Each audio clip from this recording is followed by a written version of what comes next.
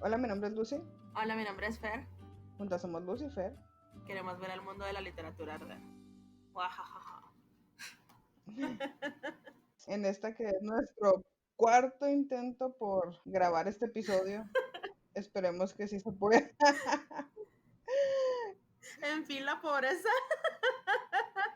La pobreza, las fallas técnicas, el clima, todo se nos vino encima esta semana. Todo pasó. Muy bien, empieza entonces. Pues por cuarta vez traemos El coronel no tiene quien le escriba, de Gabriel García Márquez. Solamente para... Supongo que ya todos conocemos a Gabriel García Márquez, ¿verdad? Pero pues de todos modos para darnos una idea de lo que pues fue su vida. Bueno, él fue colombiano, nació en 1927, estudió Derecho, pero pues terminó escribiendo. Desde joven inició una carrera profesional trabajando en periódicos locales y después de todo esto comenzó su carrera como escritor con una novela breve que se llama La hojarasca, y aquí por primera vez se le relucir su mítica ciudad Macondo, la hermosa Macondo. Sí, Macondo es un lugar que sale en todas sus... Si no es en todas, porque no estoy al 100% segura de ello, sale en la mayoría de las novelas de García Márquez. De hecho, Cien años de soledad está ambientada en Macondo, o sea, no nada más se menciona, Sí. está ambientada en ese lugar. Y extrañamente en El coronel no tiene quien la escriba, se hace una mención respecto a Macondo y respecto a algo de lo que hablaremos un poquito más adelante. Bueno, en 1961 publica El coronel no tiene quien le escriba, que es el libro del que vamos a estar hablando. Pero su obra característica de Cien años de soledad, en donde ya dijimos, retoma Macondo, pero ya todo se centra en Macondo. Y también retoma la legendaria estirpe de los Buendía, que también los menciona en El coronel no tiene quien le escriba.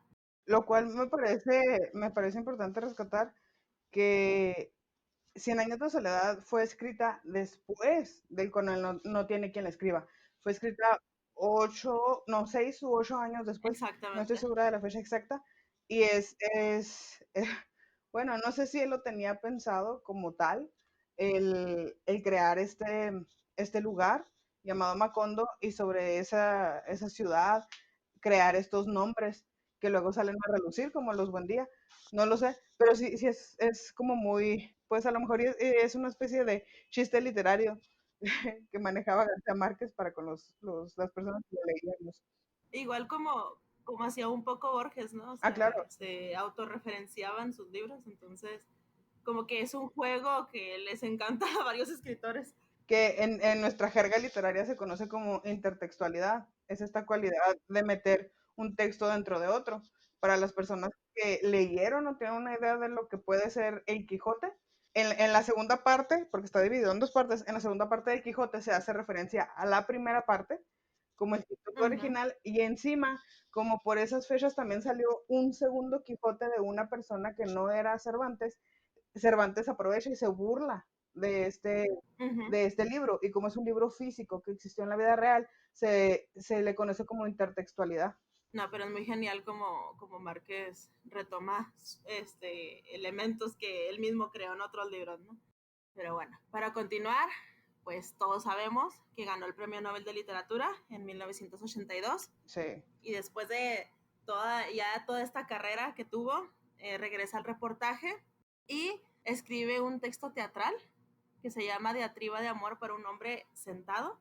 En 1987 lo escribe, más bien lo publica. Que eso, yo ya te lo había comentado, pero bueno, al menos a mí me impresiona mucho, Sí. porque yo pensé que sus textos se limitaban a la cuestión periodística y a la cuestión de las novelas o cuentos, porque también fue cuentista. Y yo nunca lo he leído, me causa mucha curiosidad cómo será Márquez, e incluso estas cosas que a nosotros nos parecen interesantes dentro de la literatura, como lo son qué tan largos son sus apéndices, estas pausas que hace de especificación del escenario, porque hay autores que las hacen muy poéticas porque están acostumbrados a escribir novela, entonces sería interesante ver qué procede con Márquez. Sí, y sobre todo con la característica de sus descripciones, o sea, estaría interesante ver cómo él miraba la escenografía, ¿no? Para esa obra teatral. Sería muy interesante. Sí, Bueno, habrá que conseguirlo y luego hablamos de él. sí, bueno. Bueno, en 2007, la Real Academia Española de la Lengua lanzó una edición conmemorativa de 100 años de soledad que quisiera tener, que no tengo Es tristemente. hermosa, es hermosa. Yo la tengo, yo soy muy feliz de poder decir que la tengo. Es esta edición en color verde que pertenece a una Sí, colección, sí que tiene unas como hojas de laurel amarillas sí la he mirado. en el marco. Es una edición hermosa. En las primeras páginas de la novela aparece Uh-huh. el árbol genealógico de los Buendía también, que a veces uno se pierde leyendo todo Sí. el desastre que arman, Ajá. entonces te pierdes, no sabes qué relación tiene uno con otro, y ese árbol genealógico la verdad es que sí te ayuda un montón. Sí, pues me imagino, pero no, de verdad sí quisiera tener esa edición. Creo que vale totalmente la pena. Yo estoy en mi búsqueda de la colección entera. Desgraciada. Y hasta ahorita, hasta ahorita llevo Rayuela, llevo la antología de Borges, La ciudad de los perros, creo que es de Carlos Ajá, Fuentes, El Quijote, una de las ediciones de Quijote, porque en esa colección vienen dos, ajá. y Cien años de soledad, son los 5 libros que tengo, son 12. Mira, Supongo que me voy a quedar pobre antes de poder conseguirla, porque hay libros como Yo, el Supremo, que cuestan 1,500, 1,800 pesos. no, pues no manches. Entonces, Bueno, ahora sí me interesa ir a tu casa. ahora sí vamos a dejar la cuarentena un ratito. Ay, güey. Bueno, ya dejando de lado las risas, Gabito muere en el 2014, un 17 de abril. Muy triste. Yo me acuerdo cuando me enteré de que murió Márquez, no lo podía creer.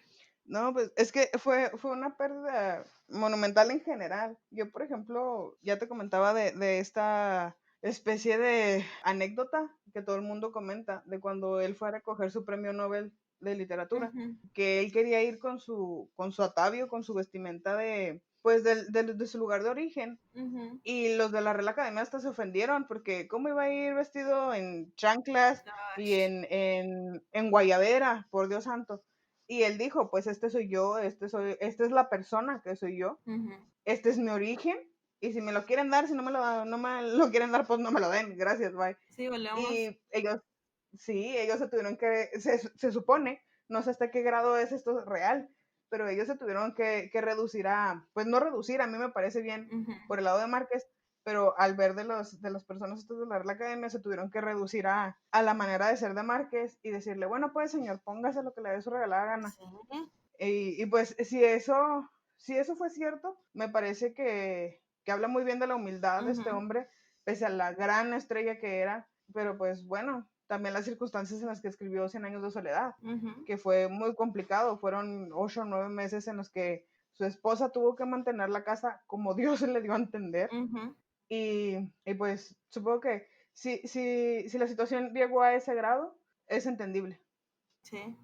Sí, ¿no? Y volvemos a lo mismo, ¿no? Esto de que creen que la literatura solamente es para gente culta, para gente bien vestida, para gente con traje, ¿no?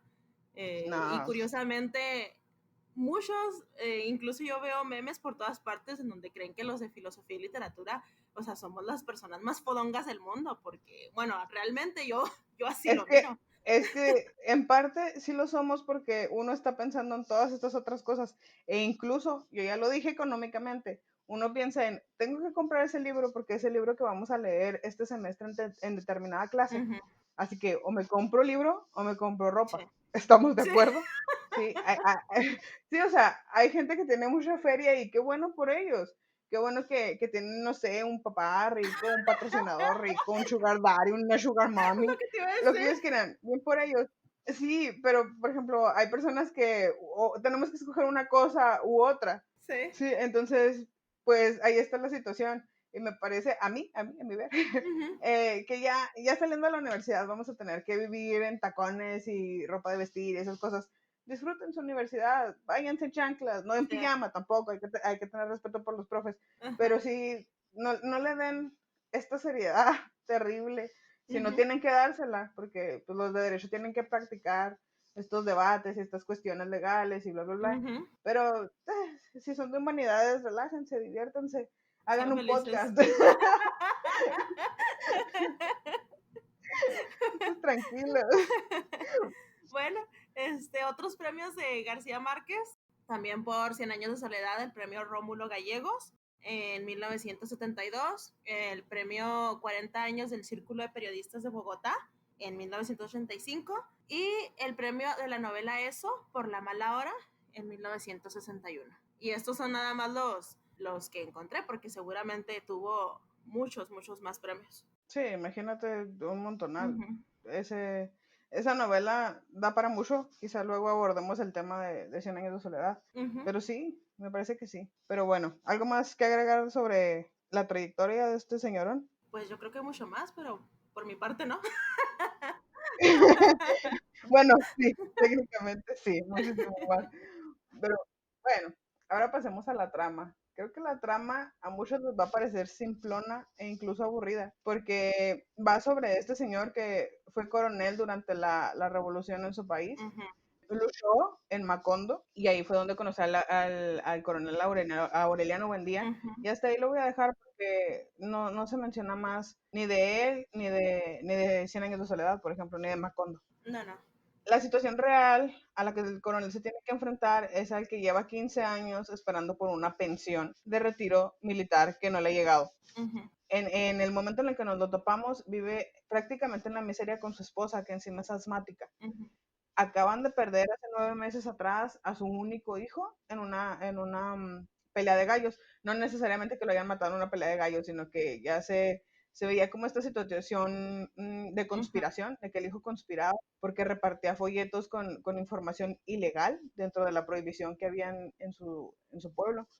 Sí, censura. Sí, entonces fueron y pues lo mataron. Lo mató incluso un oficial de policía. Sí. Y todo lo que les queda del hijo es el gallo, que uno pensaría, pues está bien, no van y lo pelean. Pero las peleas de gallos, por el mismo problema de que mataron a alguien dentro de una pelea, pues están para determinada fecha, 4 o 5 meses, no 4 meses, Uh-huh. después de que empieza la novela, y pues ellos tienen que alimentar al gallo pese a que no se pueden alimentar solos. Sí. Esa es a grandes rasgos la idea de El coronel no tiene quien escriba. Sí, a grandes rasgos y tal cual eso es, porque, o sea, tú lees el libro y es totalmente eso. No hay otra cosa. Del gallo. Es como en un... y el gallo, sí. Es como un momento nada más en la vida de Márquez, del coronel, Sí. pero sí hace referencia a otras épocas de su vida. Pero cuando uno lee el libro es muy estático. Se queda en un momento, nada más en ese momento. Y puede... Y encima Ajá, es un momento que se repite a lo largo de los meses. sí, Él empieza en octubre, me parece que es octubre, ¿no? Cuando se empieza a quejar de sus sí, rodillas. Y más o menos termina en diciembre, noviembre, diciembre. sí. Y en todo ese tiempo, en todo ese transcurso, las escenas son las mismas. Es este coronel que se levanta a determinada hora, saca el gallo, Uh-huh. va al correo todos los viernes para ver si ya le llegó su carta de pensión. Sí. Y llega a su casa después de andar vagando por el pueblo, come con su esposa, fumiga, porque, bueno, yo me imaginé así como una choza con piso de piedra sin puerta encima. Sí. Fumiga el lugar donde viven, baja el mosquitero Uh-huh. y se acuesta en la hamaca a dormir. Sí. Y al siguiente día es más de lo mismo. Exactamente, o sea, es totalmente un libro demasiado cotidiano. Sí. Narra cosas que uno puede ver en cualquier lugar. O sea, no tiene algo extraordinario, por así decirlo, entre comillas, obviamente. Sí. Pudiera parecer un poco aburrido, pero en realidad lo que lo hace interesante es todo esto que Márquez intentó poner, no que intentó, que plasmó en la obra. Por ejemplo, estas cuestiones de la pobreza, del abuso de poder, pues sí, de todo este tipo de cosas, ¿no? Y creo que es más bien la manera, Y la manera en que lo hizo, exactamente. porque te describe la miseria en la que vive el coronel y su esposa de una manera incluso romántica. Sí, Hay algo de muy poético en las poética. palabras que usa. Sí, sí. Entonces, quizá el libro no es así como demasiado llamativo para muchas personas, pero en definitiva, para las personas que estén sobre todo dispuestas a buscar más información del contexto histórico en el que está basada la novela, Uh-huh. me parece que la van a disfrutar mucho. Sí, es que la verdad sí se disfruta mucho. Yo cuando la leí la primera vez me pareció muy aburrida, pero ya después, ¿Qué edad tenías para empezar? como unos 19 años, yo creo.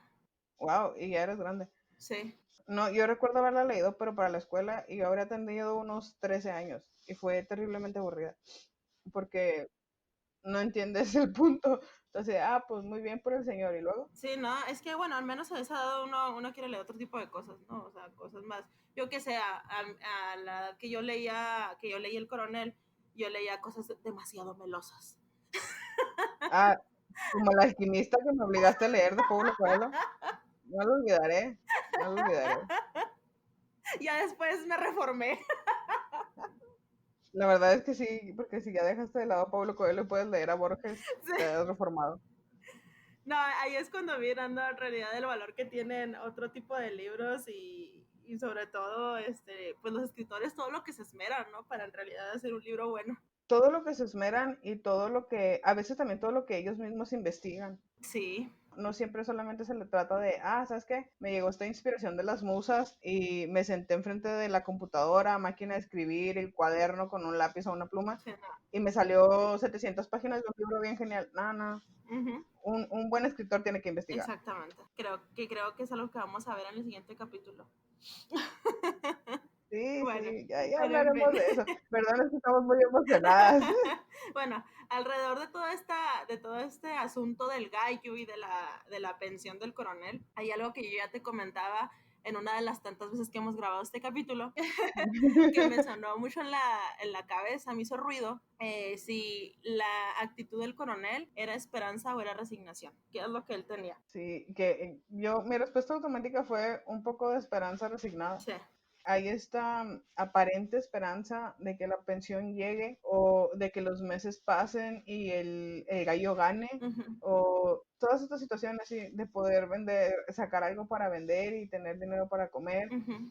Pero también está esta resignación de que sabe que si ya pasaron 15 años, ya pasaron tantos gobiernos, ya pasaron tantos funcionarios, Uh-huh. no va a llegar una pensión. Uh-huh. Y también sabe que si tiene que ser objetivo, sabe que no van a poder mantener al gallo y que quizá pierda por falta de alimento. Sí, no. Y yo creo que esta cuestión de esperanza y resignación ya se ve sobre todo al final del libro. Ujú. Cuando tú lees el final ya te das cuenta que es resignación. Sí, Ya no hay nada de esperanza y de hecho podría combinarlo con un poco de desesperación. sí. Ujú. También lo que me sorprende, claro, o sea, es dentro del patetismo que expresa este personaje, porque a Márquez le gusta mucho Ujú. extrapolar estas situaciones. Por ejemplo, en el amor en los tiempos del cólera, era este amor romántico, Sí. adolescente, Ajá. ¿me explico? Y aquí es el patetismo del coronel. Entonces, se nota que lo hizo perfectamente. Este ser, sí, que incluso su mujer le llega un momento en el que ya harta le dice, es que tú no tienes carácter, tú vas y parece que pides limosna en lugar de Sí. decirle, ¿sabe qué? Vengo a venderle tal cosa, ¿me la compra o no me la compra al precio que se le estoy dando? Ajá. Y creo que tiene razón. Sí, pero sabes que me parece más que lo que el coronel vive es más bien la consecuencia de querer mantener sus principios y su dignidad. Porque si te fijas, batalla mucho para ir a vender el bendito reloj. Sí. Entonces, yo creo que es más que nada por mantener su dignidad Pero como persona. es completamente entendible. Sí, sí. Estamos hablando que ellos lo ambientan en el, ¿qué año era? ¿42? Creo que sí. No lo recuerdo bien y ahorita no tengo mis notas. Pero sí, más o menos por esos años, 1942, me Ujú. parece que es cuando está ambientada la novela. Sí, Eran hombres muy dignos, que tenían que ser hombres. sí, Y si había algo que estaba mal visto desde un hombre, era que no pudiera mantener su casa. sí, Y el coronel no podía en ese momento. Entonces sí, por un lado lo entiendo. exacto. Claro que estando en esa situación uno pensaría otras cosas. Pensarías que, bueno, la dignidad no te va a dar de comer. Ajá. Entonces, pues es esta situación de que se entiende, pero a la vez desespera. Sí, desespera. Sí, mucho, pobre persona, la verdad. Y sobre todo también por la sociedad, ¿no? Que se ve que estaba corrompida. Sí. O sea, es un hombre tratando de mantenerse bien moralmente y todo a su alrededor está hecho un desastre. Por ejemplo, su compadre Sabas. Sí, tenía mucho Ajá. dinero, pero ¿a qué costo? No, además de que él ya había cumplido técnicamente con su país. Sí. Él hizo lo que tenía que hacer, ¿sí? Ujú. Entonces, francamente ya no era algo que estuviera pidiendo, se le debía, sí, Ujú. pero él no sabía pedirlo. Sí. Como su esposa le dijo, tú vas a pedir limosna, en lugar de exigir lo que es tuyo, vas y lo pides. Sí. Es en la escena del abogado, Ah, sí. y entre comillas con las manos, aunque no me vean, se nota mucho, Sí. porque el despacho supuesto de abogados es este cuartucho cualquiera donde haya incluso, creo que había animales, ¿no? Ujú. Hay unos patos, ¿no? Creo. Ajá, claro, Ujú. sí, había unos patos. Entonces, Sí, sí. pues ese señor que obviamente no lo recibió ni siquiera con una camisa decente, iba como en undershirt. Sí. Y pues sí te quedas así con que ni siquiera tenía organizados los papeles de este señor, no Ajá. le pudo regresar la carta original porque, y él mismo se lo Sí. dijo, yo le podría regresar la carta original, pero ya pasó por un montón de Ujú. manos y ahorita no sé dónde está. Entonces, se supone, si esas son las leyes, es donde las personas empiezan a cuestionar, bueno, ¿qué va a ser de mí, no? Sí, sí, no, muy triste. Y te das cuenta que. El que es abogado, ajá, Ah, perdón. Te digo, y te das cuenta que eso mismo está pasando en otros países, ¿no? Al menos en México yo sí lo miro. sí, claro que sí, todos los días. Sí, es muy triste. Qué triste, el violín más pequeño del mundo. Bueno, pasando a otras cosas. El libro es muy cortito, nada más tiene 7 capítulos. Que son, en mi edición, son Ajá. 104 páginas. Sí, y aparte tiene la letra grande en las páginas. Entonces, Perfecto para los que somos ciegos. sí, se lee muy rápido, de verdad, muy, muy rápido. El narrador, otra cosa. En el capítulo pasado mencionábamos el narrador metadigético, que es el que funciona como un testigo Ujú. dentro de la historia, obviamente. Él se incluye en la historia, él vivió los hechos que pasaron en la historia. En este libro, el Ujú. narrador es heterodiegético, que es un narrador que se encuentra fuera de relato, o sea, un narrador en tercera persona, y este narrador no es un personaje, no participa en los acontecimientos. Entonces yo creo que es la mayoría de los narradores que nos encontramos en casi todos los libros, ¿no? Sí, es el narrador clásico, Ajá. básico, esta tercera persona, generalmente omnipresente, porque incluso te expresa los pensamientos de los Uh-huh. personajes. Te puede decir los pensamientos de la esposa, de Sebas, del Uh-huh. compadre, del mismo coronel. Entonces, que era lo que yo te decía, sería muy genial que el narrador te hubiera dicho los pensamientos del gallo. Eso fue lo genial. Lo que mencionabas de que sería muy padre que el libro estuviera narrado desde la perspectiva del gallo. Imagínate empezar la historia así, ¿no? Empezar en la noche de la pelea, que encima el gallo así todo nervioso, ¿no? De no saber si iba a perder o Sí. no. Y luego de repente tener que enfrentarte a que maten a tu dueño. Y sí, así enfrente de ti, ¿no? Así bien dramático. Y que lleguen unas manos desconocidas y te levanten. Y de la nada termines en tu casa, pero ya no está tu dueño. Y luego ves toda esta miseria de este señor y estás preocupado por si te van a dar o no te van a dar maíz ese día. Eh, Es que, no sé, sería muy, muy es que no divertido. puedo dejar de imaginarme la mirada dramática de los gallos. Yo me lo imagino como este gallo de, ya sea o el de Moana Ajá. o el de la película de Despicable Me, de mi villano favorito, creo que es la tercera. La gallina está gorda que te juzga cuando te ve esa gallina. Sí, No, man, pero ese gallo no podía estar gordo. Pobrecito, man. sí, pobrecito. Entonces tendría el físico del de Moana con los ojos que te juzgan el de El Despicable gallo Me. juzgador. Sí, te podría juzgar. Pero Sí, no, de verdad. Tienen que leer el libro, sobre todo para que se den cuenta del gallo. De lo. que tú me decías que tú contaste cuántas veces se menciona el gallo. Sí, te mencionaba. No conté todas las veces que aparecía la palabra gallo. No.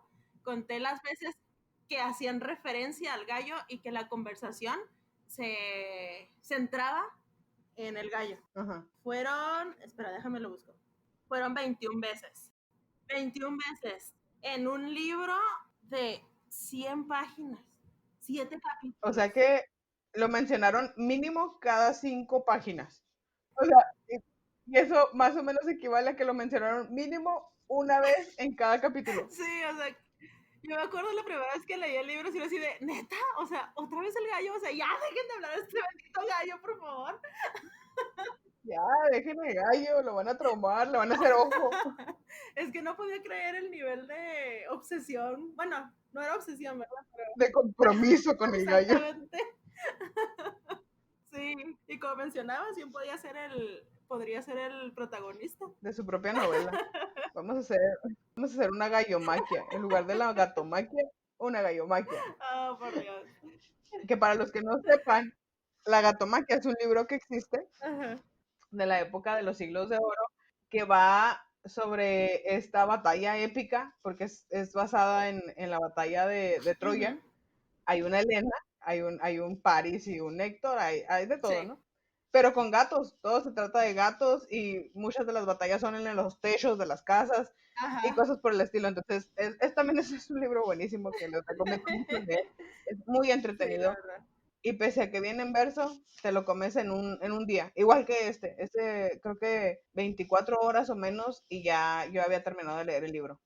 Sí, sí, yo también lo leí en un día. Sí, aparte de que tiene un lenguaje muy, muy entendible, aunque en algunos momentos tiene una precisión poética, sí, el lenguaje es muy llano. Sí, sí, no aparecen palabrotas, no aparece el léxico, no se van a topar con ninguna de las palabras que nosotros les hemos dicho hasta ahorita. Tranquilos, respiren. A no ser que lleguen al final. Bueno, no, miren, el spoiler del final, para los que les interese el spoiler, va a aparecer en nuestro Instagram, En memes. en memes.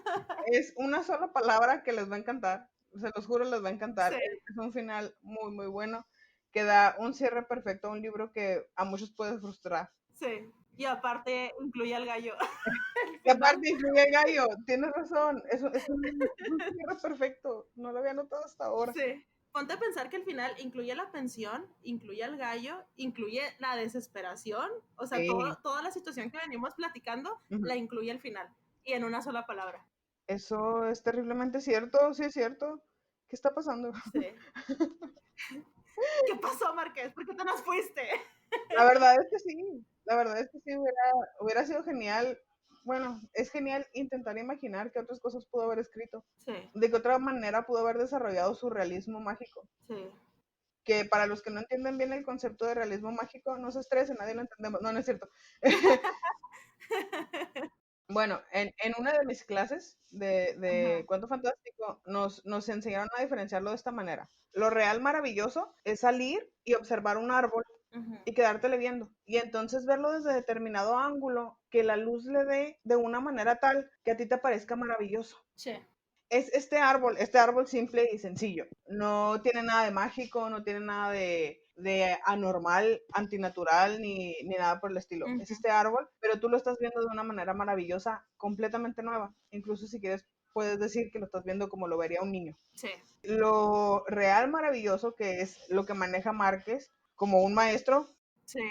es ir a ver ese mismo árbol y topártelo como se lo toparía, no sé, Pocahontas, Ujú. que le llega una brisa de repente y hay cierta magia en eso. Sí. Y por último, lo fantástico sería bajar, ver el árbol 2 segundos y que el árbol gire y te responda. Hola, ahorita. Sí, que básicamente nosotros ya lo hemos dicho, son los ends de... El Señor de los Anillos. Sí, sí, claro, de Tolkien. Sí, sí. Entonces, sí, sí hay como una diferenciación de eso. Y es esta manera de ver de Márquez. Sí, sí. Te ponía estas cosas reales y les ponía un toque de magia. No estoy hablando de una magia excepcional, de una magia tal que puede cambiar el mundo. No, no, No, no. no. Es esta ligera chispa Sí. que le da muchísimo a la historia y no se ve ridículo, no se ve anormal. No. Queda bastante bien Sí. y creo que lo logra muchas veces, sobre todo cuando menciona el gallo. Sí. Sí, sobre todo. Sí, no. Otra forma también de explicar el realismo mágico, yo recuerdo que en clases nos mencionaron mucho el efecto extrañamiento. Es este efecto que cuando el escritor está describiendo, lo describe, no importa cuántas veces haya visto, por ejemplo, él va a describir un vaso, no importa cuántas veces él haya visto un vaso, o sea, tiene que describirlo como si lo describiera por primera vez. Sí, claro, claro, claro. Y es lo que hace Márquez. Sí, además de que le da cierto toque, Sí.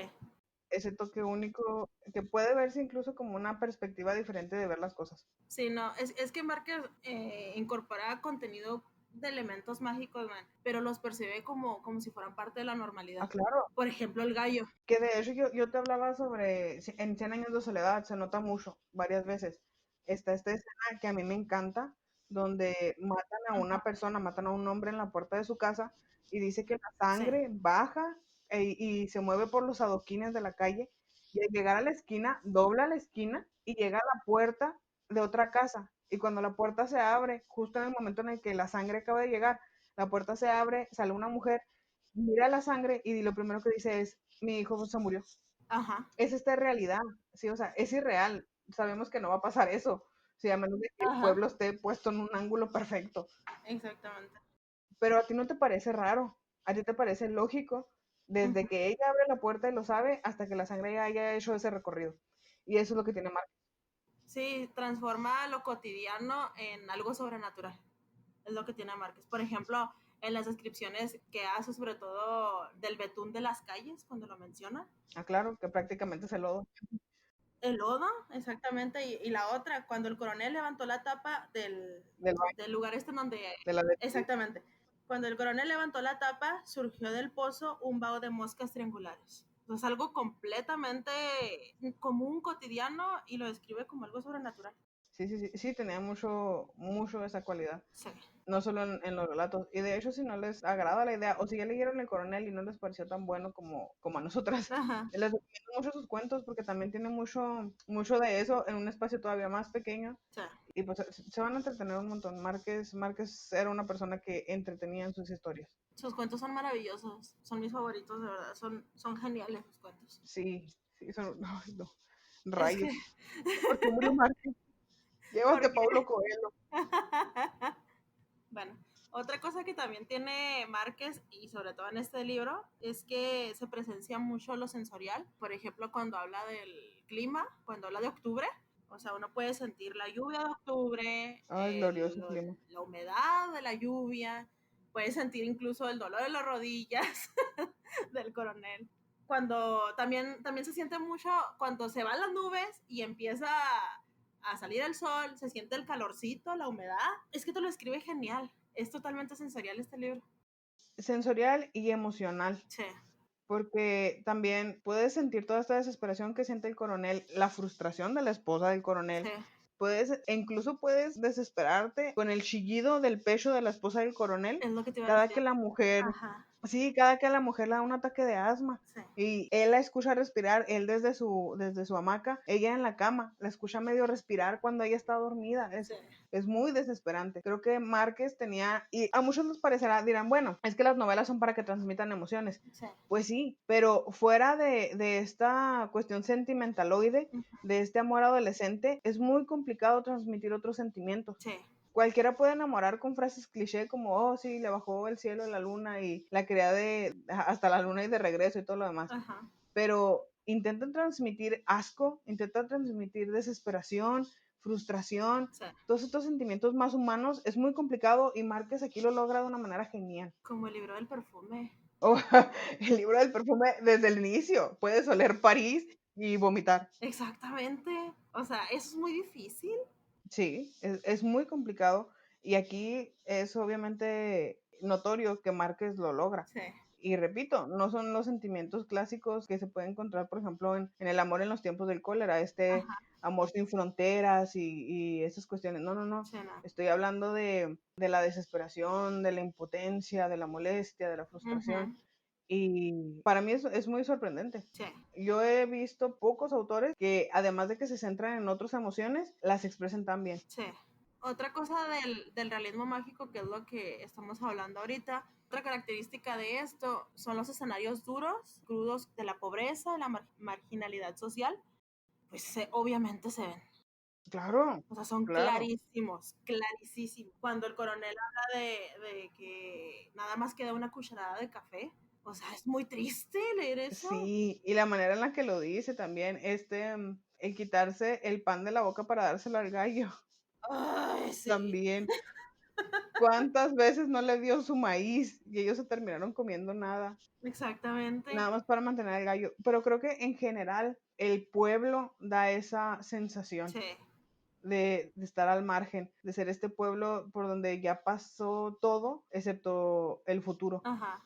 A lo que me refiero es, por ejemplo, a la cuestión del reloj. No sé. Cuando él quiere vender el reloj, se da cuenta de que nadie se lo va a comprar porque ya están vendiendo unos relojes digitales que brillan en la oscuridad. Sí. ¿Me Sí. explico? Entonces ya es así como que nadie te va a dar ni siquiera 5 pesos por eso. Exactamente.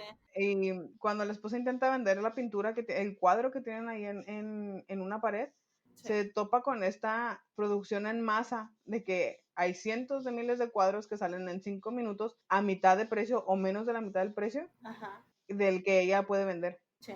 porque ya las producen en masa, con máquinas. Entonces es esta cuestión de un pueblo pues bastante agreste, Sí. a mi ver. Sí, la verdad, sí. Y pues los escenarios, como tú dices, son miserables. Sí. A donde vayas, vas con el abogado y es miserable. Sí. No sé. Todo, incluso el compadre, el Sabas, que sí, Sí, tenía mucho dinero y lo que quieras, pero pues estaba enfermo. Y luego, como trataba a su esposa, también. todo es muy miserable. Sí, Y luego otra cosa también, ¿no te dio la impresión que los personajes actúan sin actuar? actúan sin Por actuar. ejemplo, sí, por ejemplo, cuando el coronel va al correo Ujú. y quiere pedir o preguntar si llegó alguna carta para él, pero no lo hace. Y esta desesperación de que miró al cartero que va poniendo las cartas en su lugar Y nunca le llega a y él. que exactamente que ve cómo brinca su casilla, que, o sea, todo es así de, oh, pues está actuando, pero no actúa. No sé si me Al explico. grado que hace que otros actúen. Por ejemplo, en las escenas esas, siempre es el doctor, que encima está junto con él, Ajá, el que le pregunta al cartero, ¿no hay carta para el coronel? ajá. Y de ahí viene el título del libro, porque el cartero responde, el coronel no tiene quien escriba. Es muy triste, leer eso es muy triste. No, pues si nadie está diciendo que no sea triste, pero esa situación, o por ejemplo, cuando lo del reloj, cuando intenta vender el reloj, Ajá, él en lugar de decir la verdad, miente.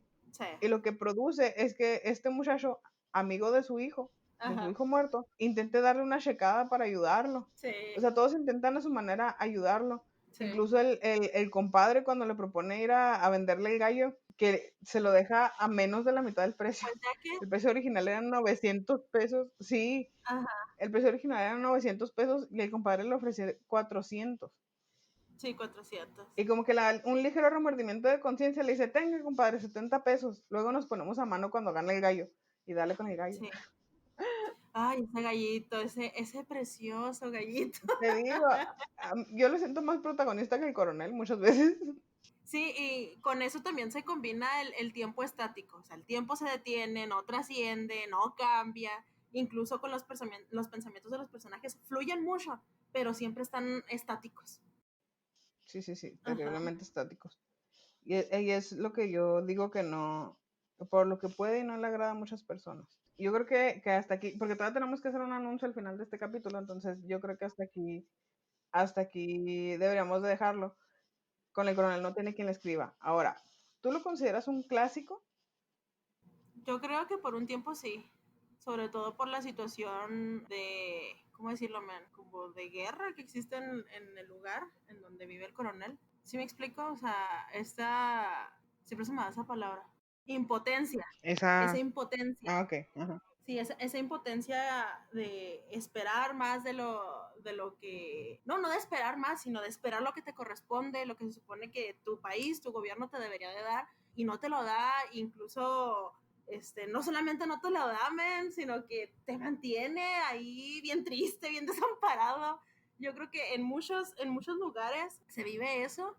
Yo creo que es uno de esos temas a los que uno siempre va a recurrir por esa situación. Pero si te das cuenta de que eso es una cuestión más latinoamericana, Sí, sí, obviamente. de que, por ejemplo, si lo lee un estadounidense, no lo va a entender de la misma manera. No, pues por lo mismo, men, o sea, este Marqués era colombiano, o sea, volvemos a lo mismo. México, Colombia y se dan, man. Entonces, la cuestión es, sería un clásico latino, Sí, no un clásico mundial. exactamente. Sí, porque por ejemplo, Orgullo y Prejuicio es un libro mundialmente conocido. Sí. A lo mejor Cien años de soledad también. Ajá. Pero yo no siento que El Coronel vaya a ser un libro mundialmente conocido y que se vaya a quedar en los clásicos mundiales. No.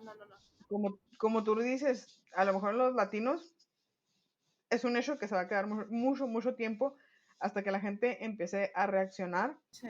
y a pensar, porque mucha gente cae en el estatismo, incluso sin quererlo, del Coronel. Sí.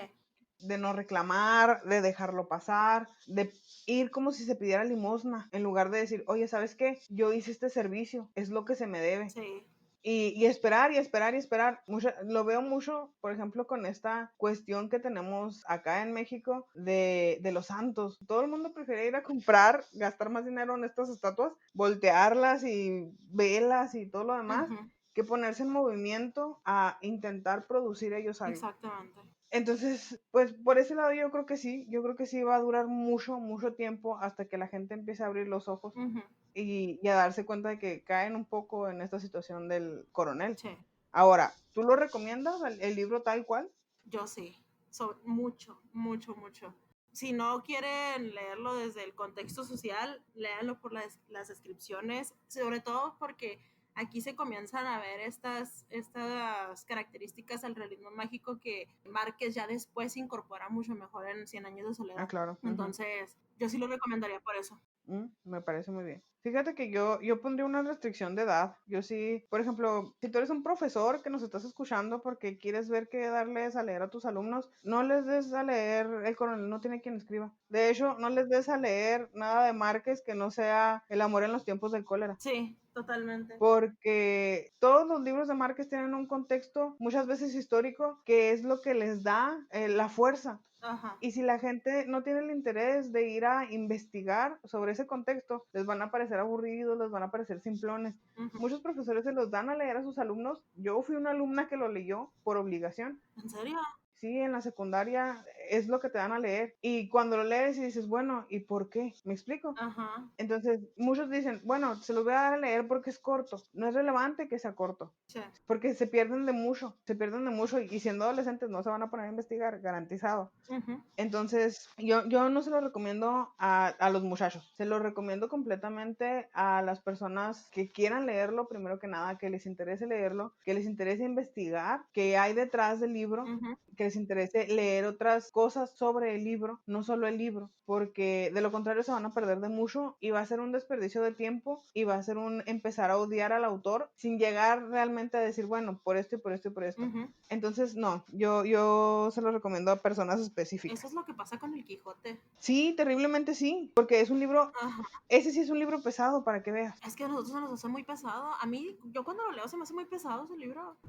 Pero porque no tienen esta idea de leerlo bien. Por ejemplo, Ajá. nosotras ya sabemos que es un libro que se lee por episodios y que si te saltas un episodio no tiene nada de malo, ¿sí?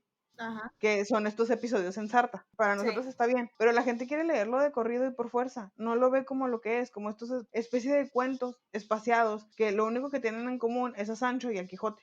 Exactamente. Entonces, vuelvo a lo mismo, se pierden del contexto y se molestan y lo dejan. Sí. Yo creo que si le van a dar a leer algo a sus alumnos de los libros que ya llevamos, estaría muy bien Orgullo y Prejuicio y Cumbres Borrascosas.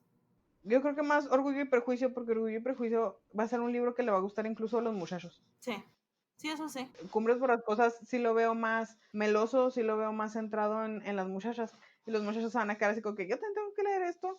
Entonces, Sí. sí. Ya hablaremos en el siguiente episodio y en los que siguen sobre otros libros que podríamos recomendarles a los profesores para que para que les den a leer a sus muchachos. Uh-huh. Pero creo que eso es todo lo que teníamos que decir, ¿no? Sobre el Coronel. Sí, exactamente. Y más allá de eso, pues léanlo. Sí. Incluso si quieren venir a refutarnos a nosotras cosas, eso sería glorioso. La verdad que Se los sí. agradeceríamos mucho. La verdad que sí. Y léanlo porque si bien nosotras aquí venimos a dar nuestra opinión, la idea de todo esto es crearles criterio. Sí. Que cada quien se ponga a leerlo y desde su punto de vista exprese lo que tenga que expresar. Que nos contradigan, perfecto, eso también viene bien. Sí. Pero bueno, antes de cerrar este capítulo, tenemos un anuncio particular que hacer. ¡Chan, chan, chan! Redobles, por favor. Bueno, entre el viernes y el sábado en la mañana se va a estar publicando en nuestro Instagram y en el Instagram de Libros de Ultratumba un sorteo, que va a ser nuestro primer gran sorteo. ¡Yay! Con la idea de atraer más seguidores y de celebrar los seguidores que ya tenemos. Nosotros, gracias a todos ustedes, llegamos a 50, bueno, más de 50 seguidores en Facebook. Ya tenemos, sí, ya tenemos algunos suscriptores en Spotify, en YouTube, en Anchor, cosa que queremos agradecerles de manera enorme. Y Libros de Ultratumba va a festejar sus 100 seguidores en Instagram. Claro que ellos ya tienen más tiempo que nosotras, pero Sí. vamos a aprovechar todo esto para hacer un sorteo conjunto, que prácticamente va a ser un libro a escoger entre todos los libros que nosotras vamos a reseñar en esta temporada. Sí. El ganador se lleva el libro que quiera. Usted lo pide, nosotros lo envolvemos y se lo mandamos. ¡Qué ofertón! ¡Qué ofertón! Las bases van a ser publicadas ahí, pero básicamente el sorteo aplica a todas las personas dentro de la República Mexicana que sean mayores de edad, que tengan una dirección postal, porque pues, si no, ¿a dónde se los mandamos? Seguirnos a nosotros en Instagram, seguir a Caronte de Libros de Ultratumba en Instagram, seguirnos en Facebook. Obviamente ya los likes y ese tipo de cuestiones. Va a haber una situación de puntos extra para los que quieran más boletitos con su nombre en la tómbola. No se crean. No somos tan retrógrados, no es una tómbola real. No hay dinero para eso. No es una tómbola real, no es con papelitos, ya, perdón. Y pues solo me queda recordarles cuáles son los títulos que tenemos para ustedes en caso de que ganen. ¿Sí? En el episodio 1 estuvimos hablando sobre Rayuela de Julio Cortázar, en el 2 de Orgullo y Prejuicio de Jane Austen, en el 3 Cumbres Borrascosas de Emily Bronte, en este El coronel no tiene quien le escriba de Gabriel García Márquez. Sí. Y próximamente, para el próximo capítulo, vamos a estar hablando de Frankenstein. De Mary Shelley. Esa merengues. Sí. Y pues les doy el spoiler. Bueno, sí, dáselos tú, el que sigue también.